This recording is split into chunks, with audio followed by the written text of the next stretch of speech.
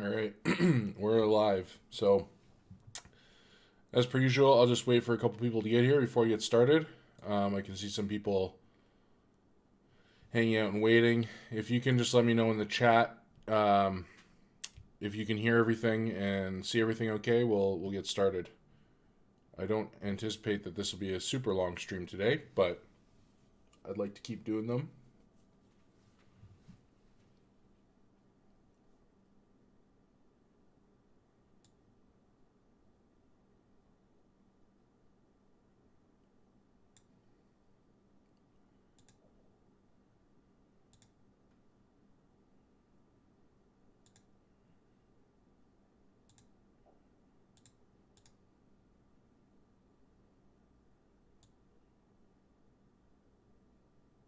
All right, so yeah, I'm just gonna get started. So, if you watched the stream last week, you'll know that we were in a bit of a downswing, and uh, we were struggling a bit. But um, my message was essentially just stick with the process, right? Stick to it. Um, Understand that there's a lot of variance and a lot of luck, especially we're betting mainly NHL hockey. There's a lot of variance and a lot of luck, right? So my message last week was just, yeah, it sucks that we're losing, but stick to the process. Don't panic, and things should work themselves out. And so obviously it's a small sample size, but here we are a week later, and we've come out of that funk, and we're actually profitable on the month now. If I pull up, so you can see as of this month now, profitable in February, where I wasn't prior to like this last week. Like if I drag myself over here and scroll up, you can see it's really the last 1, 2, 3, 4, 5, 6, 7. Yeah, so literally the last week we've started turning things around. And a lot of that is, again, just sticking with the process, but a lot of it is luck that wasn't going our way previously is now going our way. So last week we lost a bet where we bet on the Leafs -1 and they were up 5-1, and Ottawa came back and ended up winning 6-5. Everyone knows about that game, and that sucks. That is a bad beat. But this week, we've been on some games. For instance, last night we were on Arizona, and Arizona they went down 3-0 to Anaheim for the second game in a row, and I think we might have bet them both times. We definitely bet them last night, and they ended up coming back and winning the game 4-3. And so luck like that, it's nice when you're on the side of luck, and I talked about this last week too, but you just need to understand you're going to be on the wrong side of it sometimes, and then sometimes it's just going to go your way and you're going to get lucky. This is the year, regardless of what we're betting or not, we're seeing in the NHL just crazy lead changes. Like I don't remember ever seeing so many multi-goal leads blown all the time. And we've been on the right side of those and the wrong side. And for the first half of this month, we were on the wrong side more than we were on the right side. But now it's starting to even out. Another example of just being with the luck. We were on Ottawa the other night, and Ottawa was playing Montreal. And we liked the Senators, as you can see it here. We liked them as a pretty big underdog, and they were winning that game. They were up 2-0 or something like that, so 2-goal lead, and again they blew the lead, and they were down 4-3 or 3-2. I think it was 4-3 with a few minutes left, and they ended up scoring to tie it. And then with 2 seconds left, Montreal scored what would have been the winning goal, but that goal got called back. And then they went to overtime, and Ottawa ended up winning in overtime, right? So that's that's the luck I'm talking about. It cuts both ways, and it's obviously nice when it cuts for us. But that's sort of what my message last week was. We just need to ride out that variance, and it's going to go both ways. Like we might be getting lucky now. We're probably going to run into stretches where we're unlucky again. It's just the name of the game. All you can do is keep placing your bets, and placing your bets based on what is good value at the time of that bet. So I don't want to say too much about that. Excuse me. Too much more about that, anyways. But it's just the way it goes. And like I said, I'm happy. I guess it's a good demonstration that it happened so quickly, from last week to this week, that I can talk about it and you can sort of compare and contrast. Because if we're still in a downswing this week, it would suck, but I would still have the same message anyways. So that is basically it on the luck side of things. So you can see we're profitable on the year, which is nice. And obviously it's always nice to be profitable. Marginally so. Our ROI is 23%.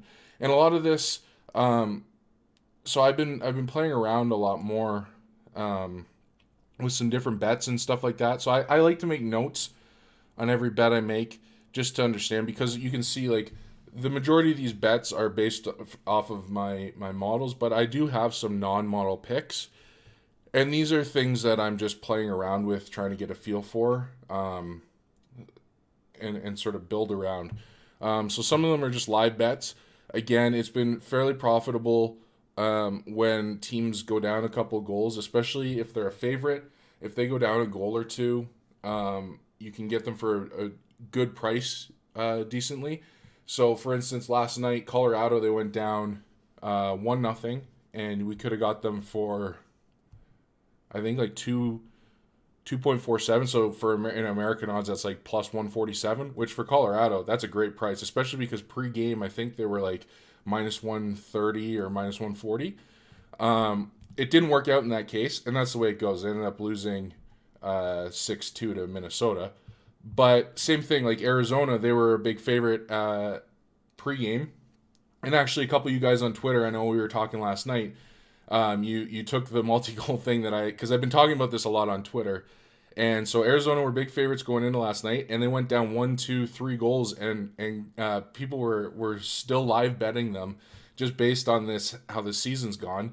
And sure enough, they came through, and they won in overtime, and people got a big payout, and they were excited. But there's two examples right there where once it worked out and one it didn't, but there's still some value there. So been testing that out. Been also looking at more player props. So I tweeted this out a while ago, like Austin Matthews, and I haven't been tracking the player props for the most part, other than a few that I've shared with like members and things like that. But like for instance, like the Austin Matthews over half a goal, that was free money for all of February basically. Like he's gone 2 games now without scoring, but it was pretty close to even odds you're getting it at too. So like just looking for things like that, or like mispriced things. The other day someone brought it to my attention, like Ovechkin to score was plus 215, and it was against Pittsburgh. And yeah, I know this is old Alex Ovechkin, not in his prime Alex Ovechkin, but Pittsburgh and Washington are typically shootouts. Neither one of them have terrific goaltending, and if you're giving me plus money to say that he has to just score a goal, I'll take that bet. And he ended up scoring on the power play, which was great. Or it might have been against New Jersey. One of the two. Anyways, so things like that, just looking. And I don't have... my model's not like... At least my team-based model isn't set up to sort of look at that. So that's just more intuition. And it's just like... It's watching the games. So again, another good one is looking at Patrick Kane. If you can find any props around Kane to get over anything under like 2 points, so like if it's over half a point or over half a goal or over a point and a half for plus money, those are pretty solid investments. Same with Matthews. We talked about the over 0.5 goals. He's a little underrated on the assists, but I think this year he's put up more assists and he's put up more multi-goal games as well. So like even last night, I took Matthews over 1.5 points, and it ended up cashing for us, but it took 58 minutes for it to come through. But he ended up getting 2 assists in the game on their 2 goals, so it works out. So their props can be a pretty soft market. I think you're probably not going to find, like, if you're looking for like McDavid props, you're probably going to have to pay a little bit more juice, especially on the points. But you can always look, anywhere around like over half a goal or over 1.5 points, especially in that North Division. If you can get it right around even money, it's usually a sound bet. Now I don't just bet it blindly, but if you pick and choose your spots, that can be a good place to find some value too. So those have been more of things that I've been looking at, and then also a couple just taking the like the away team or the home team, like for all teams at night, the money line. That's been something new I've been looking at. So if the model's projecting, let's say that 7 out of 9 away teams should win, then even though I don't want to pay juice necessarily on all of that, if I look at like the away team as an aggregate, that might be a bet. So you can see here, like we have away goals versus home goals, right? So if I think that the away teams are going to win the majority of the games, then logically they're going to score more goals than the home counterparts, and that can be profitable too. So this one example we lost, but I bet it a couple times, and I think we're like 2-1. I'm not doing it often, but that can be a way too. So we don't need to just look at our standard markets with the money line or totals. Like there's good money to be made in derivatives, but it is a bit more of a feel thing, and it can be kind of hit or miss with what's available. With that said, I've been working on something kind of cool that I will show you here. Essentially, I have been building behind the scenes, and it's not quite done yet. It's almost done though. A new model, and this is built in. It doesn't really matter what's built. It's built in Python, but that doesn't matter.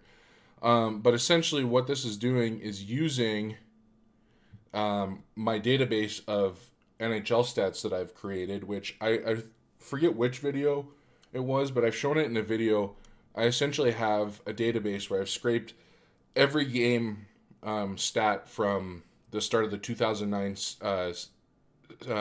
season to today, and using that with all the advanced stats, been able to create a model. So it's not quite finished. It's finished to the point that now I can make predictions with it. Now I just need to I want to tweak it a little bit and get the accuracy up a little bit. But that's been really fun. It's been a lot of hard work, but it's actually kind of an interesting challenge, because you essentially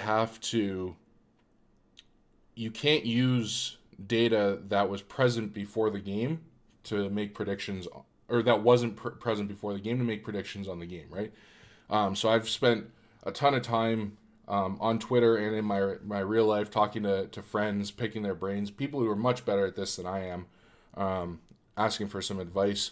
And so I've been able to build it, and it's working pretty well. So if we look now, it pulls in all the games for today, and then it'll make predictions on all those games, and it'll spit it out into a nice table for me so I can compare.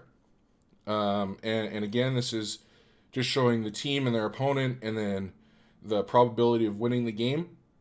And then that's the odds are derived from the probability, right? It's just the inverse, or the reciprocal. Sorry, um,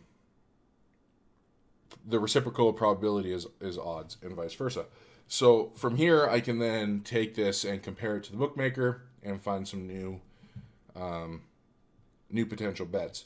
So it's in line with a lot of the picks I'm already making. Like it likes the teams, but it's the probabilities are more in line with what seems kind of reasonable. If you watched a few live streams back, I was talking about how it didn't have enough data for this season yet, and it was skewing predictions. Like we were getting like 85, 90% for certain teams to win, which just isn't really realistic and not helpful. So that sort of solves this problem here. So again, based on this, I think tonight it's telling us, I think bets, if you want some free picks that I gave out to members, like Chicago, Detroit, Florida, and Ottawa. So some underdogs for sure. But good value there, and that's all we can really hope for. I'm still hesitant. I was talking on Twitter the other day, and it's really interesting, especially like Chicago, Columbus. I think it was my pal Eddie Pennybets who brought it up. Who said Columbus is essentially split every 2-game series they've played this year, or something crazy like that. So he's essentially just waiting for, or what he's been doing is just waiting for whoever wins the first game and then betting the opposite for the second game. So Chicago won the first game, so I'm assuming he's probably going to be on Columbus tonight. But that's interesting, and I think that's a product of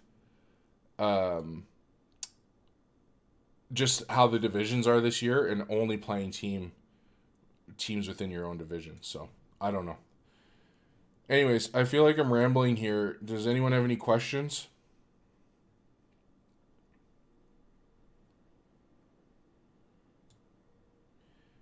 If not, I'm gonna call it early. There's not too much. So if you want some picks, like I said, Chicago, Detroit, Florida, and Ottawa. But other than that, if no one has any questions, I'm gonna call it. And this was kind of a short stream, but we don't always have a ton to look at, I guess.